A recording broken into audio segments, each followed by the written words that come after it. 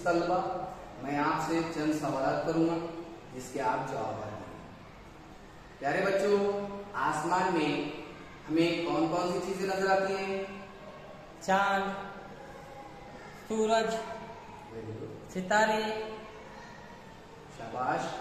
आसमान में हमें चांद, सूरज, सितारे नजर आते हैं। प्यारे बच्चों, निजाम शमसी के सैयारों के नाम बताओ। जमीन, मरीख, ज़ोहरा, अतारद वगैरह वगैरह। बहुत अच्छे। निजाम शमसी के सैयारे रहे ज़ोहरा, जमीन, मरीख, प्लूटो वगैरह है। तो इस सबक में हम जो है सूरज, चांद और जमीन इसके बारे में तफसीली मालूमात हासिल करेंगे।